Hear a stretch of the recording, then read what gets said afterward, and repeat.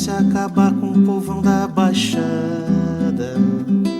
E quem sabe tudo disser que não sabe de nada. Enquanto os salários morrerem de velhos nas filas e os homens banirem as leis ao invés de cumpri-las, enquanto a doença tomar o lugar da saúde e quem prometeu ser do povo mudar de atitude, enquanto os bilhetes correrem debaixo da mesa e a honra dos nobres ceder seu lugar à esperteza, não tem jeito não, não tem jeito não, não tem jeito não, não tem jeito não. Só com muito amor a gente muda esse país. Só o amor de Deus pra nossa gente ser feliz. Nós, os filhos seus, temos que unir as nossas mãos em nome da justiça, por obras de justiça. Quem conhece a Deus não pode ouvir e se calar. Tem que ser profeta e sua bandeira levantar. Transformar o mundo é uma questão de compromisso, é muito mais e tudo isso. Quinta-feira, 2 de março, Dia Nacional do Turismo. E por falar em turismo, se você deseja realizar a viagem dos seus sonhos, programe-se para conhecer a Terra Santa e o Egito, fevereiro de 2024. Inclusive, dentro de instantes, estaremos passando para você uma pequena mostragem do que é conhecer a Terra Santa através da minha filha Lídia. Ouviremos também ainda o reverendo Antônio Júnior trazendo mais uma reflexão da Palavra de Deus e ainda o cantor Vitorino Silva. Portanto, continue ligado conosco. Deus tem uma bênção para a sua vida e para a sua família e o seu coração. Antes, desejamos fazer uma breve oração. Pai, obrigado por este novo dia que o Senhor está nos concedendo. Obrigado pela oportunidade que temos de receber a Tua Palavra em nosso lar e em nossos corações. Fala-nos através de toda esta programação, tanto aqueles que estão ligados conosco na TV Master, Canal 20, como também no YouTube. Fala-nos, portanto, é o que eu te peço agradecido em nome de Jesus. Amém. Existe praia em Israel? Ouvi esses dias alguém comentar e no final deste vídeo eu vou responder. Você está vendo algum detalhe? Exatamente, a bandeira do Brasil. Cerca de 17 mil brasileiros vivem em Israel. Banhada pelo mar Mediterrâneo, existem 13 praias que recebem visitantes não só de todo Israel, como do mundo todo. Em toda a época do ano, há muita gente nas praias, principalmente no verão. E uma das coisas que eles amam fazer é o futevôlei. Bem brasileiro, não é não? Existem até campeonatos todos os anos. E quem pratica? Israelenses e brasileiros. Os nossos craques sabem muito bem o que é isso. Olha o nosso Brasil aí, gente! É um show à parte, não é? Bem, agora eu vou responder a pergunta que me fizeram. Acredito que se alguém pergunta se existe praia em Israel é porque não conhece o país.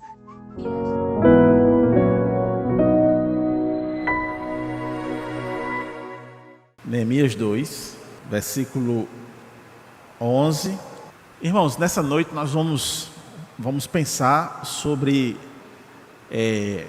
o homem de Deus tem estratégia, não é? O homem de Deus tem estratégia. Por mais que a opinião mundana possa dizer que ser religioso é ser uma pessoa quadrada, é ser uma pessoa desprovida de sabedoria, mas quando nós olhamos para as Escrituras, nós entendemos que quem não tem sabedoria é quem não está no reino. E para tanto, então, a estratégia que nós temos como homens e mulheres de Deus não é uma estratégia criada no nosso coração, mas é algo criado no coração de Deus, ministrado aos nossos corações. E vamos ver isso hoje aqui nessa parte de Neemias, nesse texto a qual nós estamos todas as quintas-feiras meditando e estudando nele. Amém? Vamos ler. Cheguei a Jerusalém, onde estive 3 dias. Então, à noite me levantei e uns poucos homens comigo. Não declarei a ninguém o que o meu Deus me pusera no coração para eu fazer em Jerusalém. Não havia comigo animal algum, senão o que eu montava. De noite saí pela porta do vale, para o lado da fonte do dragão e para a porta do monturo e contemplei os muros de Jerusalém, que estavam assolados, cujas portas tinham sido consumidas pelo fogo. Passei a porta da fonte e o açude do rei, mas não havia lugar por onde passasse o animal que eu montava. Subi à noite pelo ribeiro e contemplei ainda os muros. Voltei e entrei pela porta do vale e tornei para casa. Não sabia os magistrados aonde eu fora, nem o que fazia,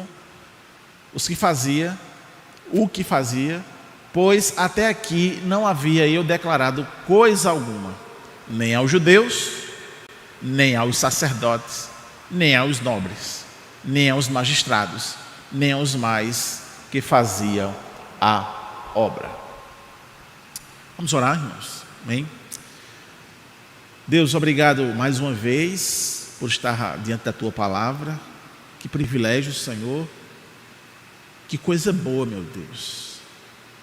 Perdoa-se de tão acostumado que nós estamos, não percebemos no nosso coração a importância de estarmos de forma livre diante da Tua palavra. Portanto, Senhor Deus, nos traz à memória essa preocupação em entender o privilégio de estar diante da Tua palavra e ainda mais que ela surta o efeito ao qual ela foi composta e revelada para nós. E é assim que eu oro em nome de Jesus. Amém. Irmãos, Neemias, ele ouviu o relato, né? Ele ouviu o relato que trouxeram para ele. E nós certamente aqui podemos inferir que não foi por acaso que levaram as notícias para Neemias. Deus tinha um propósito nisso. É certo? Isso. Pois em seguida, Neemias, ele se retira para orar e jejuar. Ele já trabalha essa preparação espiritual para enfrentar as demandas da igreja.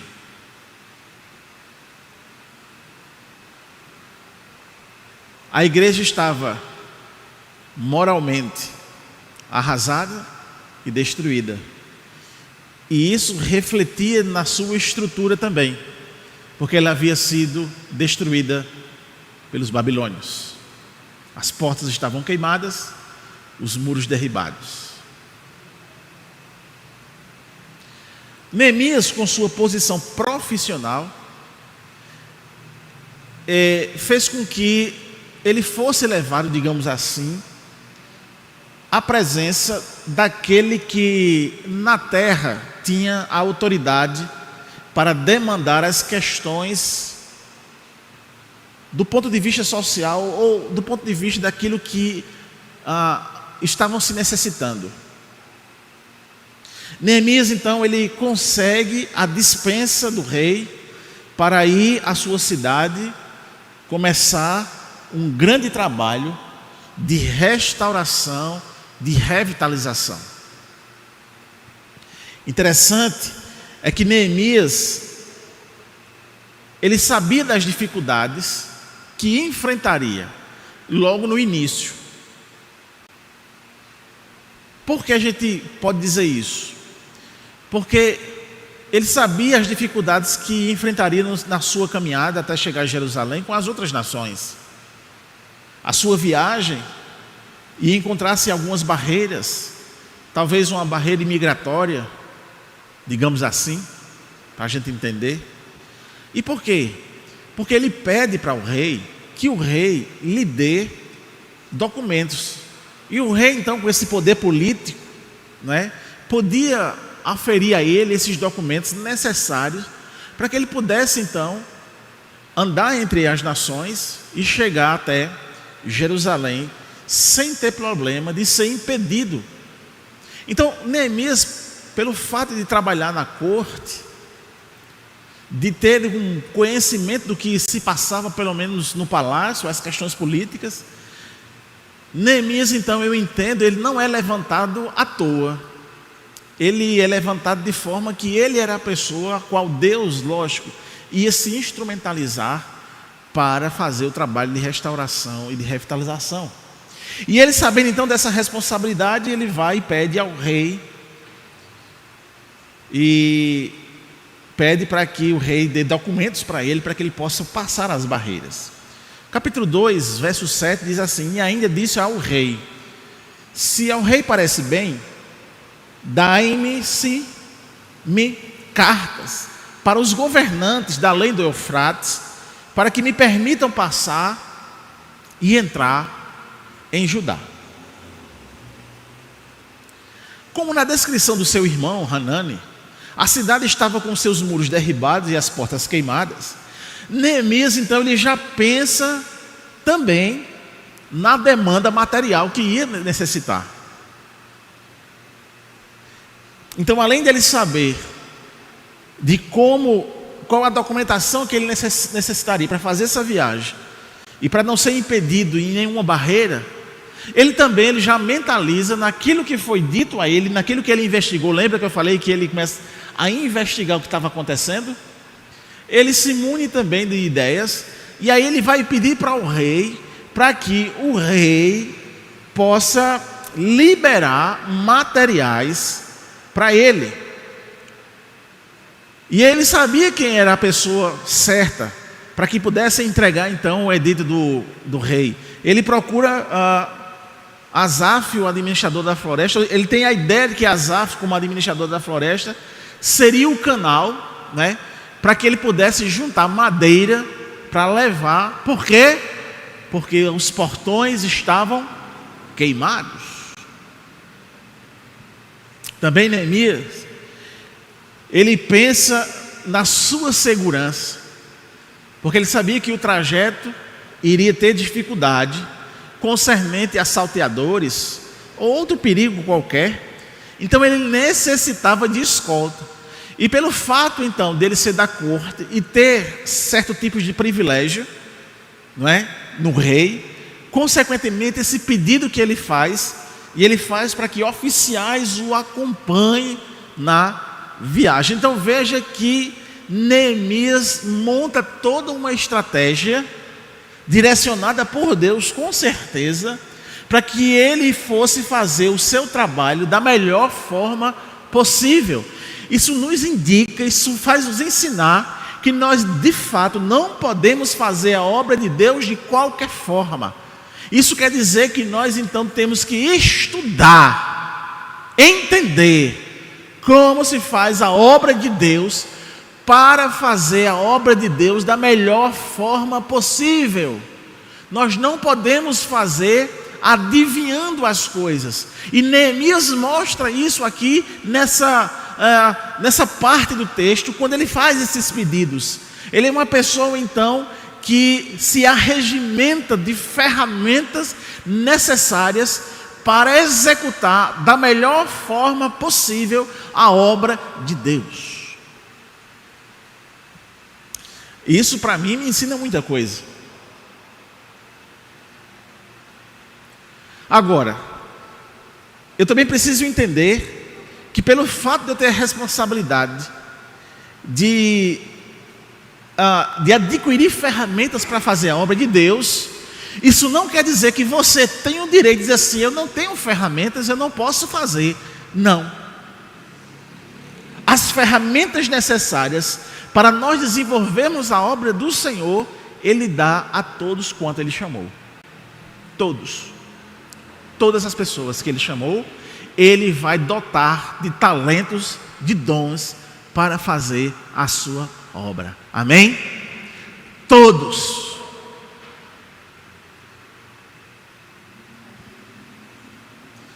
O fato é que o rei atende o pedido de Neemias, manda junto com ele oficiais do exército.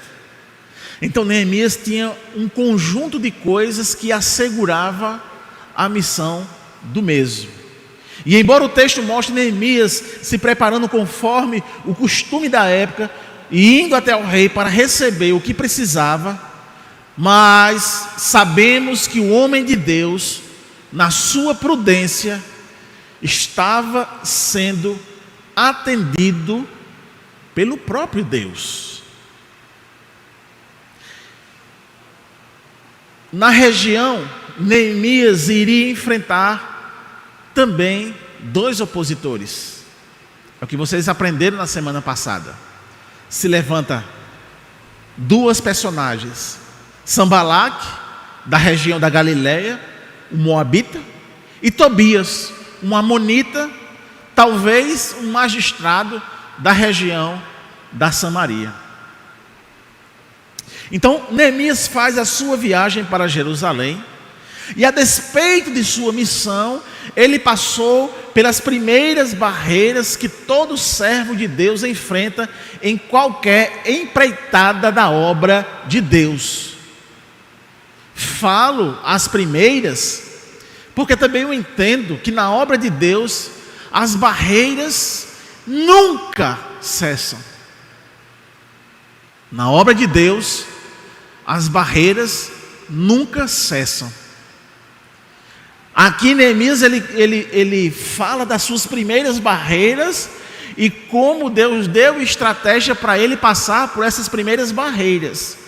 Ele passa, que é justamente quando ele caminha ou ele viaja entre as nações e ele consegue então chegar a Jerusalém. E o texto nosso de hoje diz justamente essa realidade. Versículo 11: cheguei a Jerusalém, onde estive 3 dias. Então isso quer dizer que ele ultrapassou, venceu as barreiras.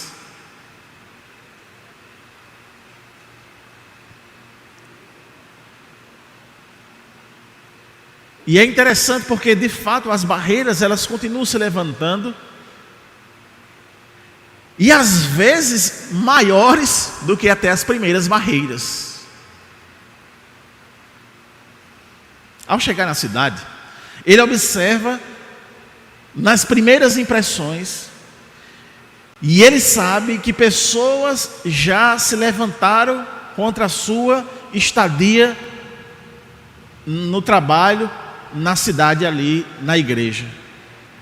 Então ele espera por 3 dias e começa a inspecionar sem que ninguém saiba que ele estava inspecionando.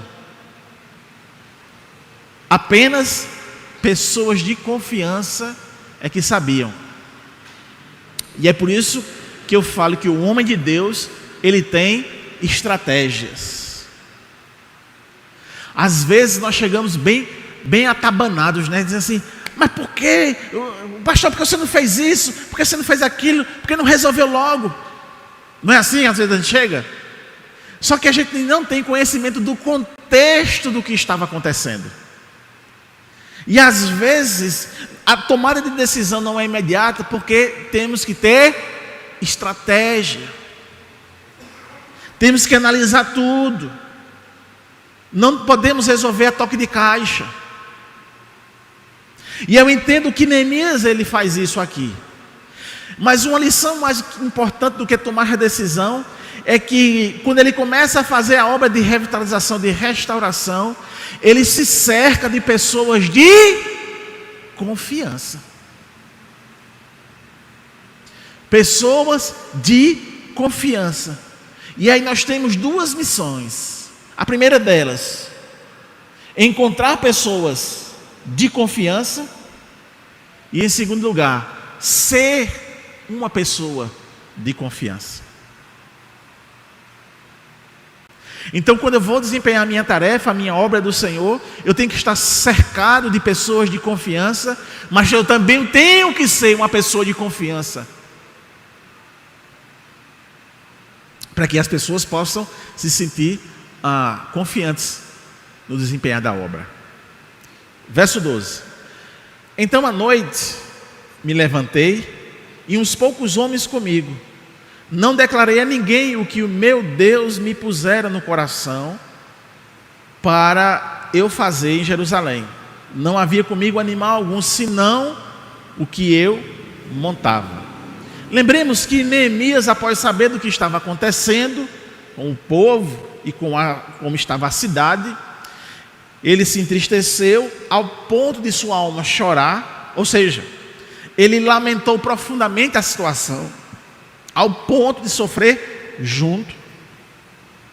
E a primeira coisa que ele faz, a primeira atitude que ele faz é buscar ao Senhor em oração e em jejum. Lembram disso? E penso que isso ajudou a entender a vontade de Deus. Isso fez com que Neemias entendesse que não era por sua habilidade, por sua posição social frente ao rei ou à corte. Isso fez com que Neemias entendesse que não é pela força ou prestígio junto ao rei do Império Persa que ele foi escolhido, mas que a sua vida piedosa era fundamental e foi o diferencial para essa empreitada. Não estava na força, no intelecto, na sua riqueza, no prestígio diante do rei. O diferencial de Neemias estava na sua vida piedosa. E isso nos ensina, mais uma vez, que na obra do Senhor não adianta a sua intelectualidade, a sua força ou a sua riqueza. A estratégia do homem de Deus está na sua vida piedosa. O segredo do homem de Deus está na sua vida piedosa.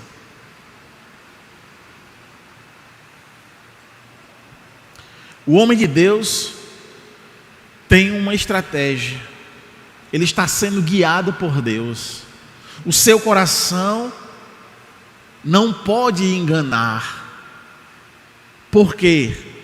Porque não é o seu coração que está falando, mas o que Deus tinha colocado no coração do homem. Então, Neemias, ele não vai fazer a resolução do problema de acordo com o seu coração, com o coração do homem. Que muitos fazem assim. Muitos resolvem de acordo com o seu coração. E toda vez que o homem tenta resolver as coisas de Deus pelo seu coração, ele atropela as coisas, ele atrapalha, ele baldeia. Mas quando o homem de Deus, que tem estratégia, é piedoso, ele consegue então imprimir no seu coração a vontade de Deus. E quando ele decide segundo a vontade de Deus que está em seu coração, a decisão é certa, é eficaz e a resolutividade vem positiva. Amém?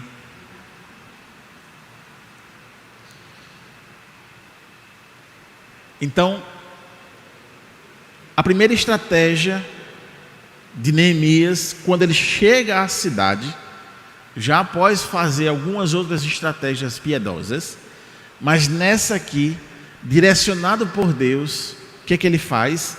Ele vai inspecionar. Ele vai ver o que tinha acontecido e como estava o estado das coisas, para confrontar o relatório que Hanani tinha levado junto com alguns outros judeus. Espero em Deus que você tenha sido profundamente enriquecido e abençoado através de todo este programa. Não perca amanhã outra vez o pastor Antônio Júnior trazendo a continuidade desta palavra que recebemos nessa manhã. E eu quero encerrar o nosso programa deixando você com esta belíssima música. Até amanhã.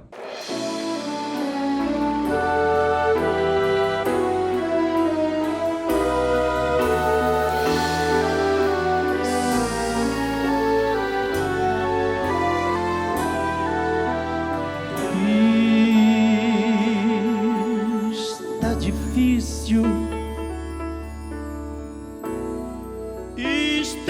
flecha do seu caminho em toda direção. Aqui, ó, não tem jeito. Sempre alguém está dizendo: agora pra você não há solução. Mas meu Deus muda num instante a sua vida, se assim você crê. Quantos creem? Quantos creem? Quantos creem? Faz você mudar, derruba muralhas. Deus é Deus, igual a Deus não há.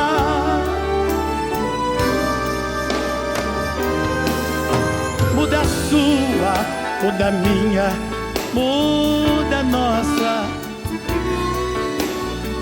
Com esse Deus tremendo, não há quem possa. Se hoje Deus tomar lugar em sua vida, verá que existe solução. Deus é Deus e vai mudar tua situação.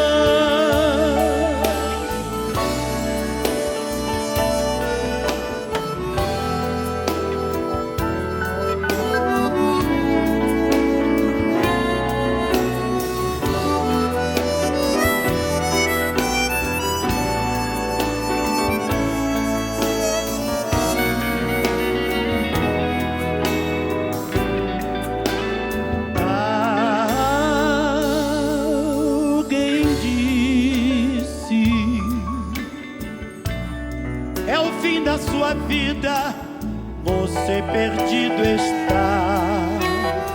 Não, não aceites. Diga agora: estou liberto. Deus vai me ajudar. Esse medo, esse medo, esse medo, esse medo, esse medo, esse medo que aos poucos vai tomando o teu coração. Mande-o sair. Sabe por quê? Deus hoje ainda vai mudar a tua situação.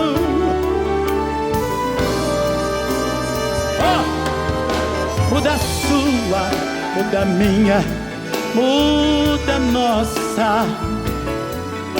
Com esse Deus tremendo, tremendo, não há quem possa.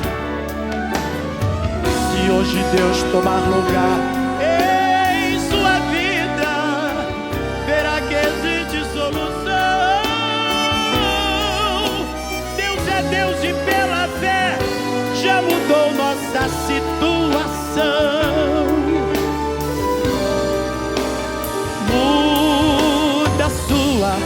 Muda, muda, muda a minha, muda a nossa. E eu digo aleluia, aleluia. Com esse Deus tremendo, não há quem possa. Se hoje Deus tomar lugar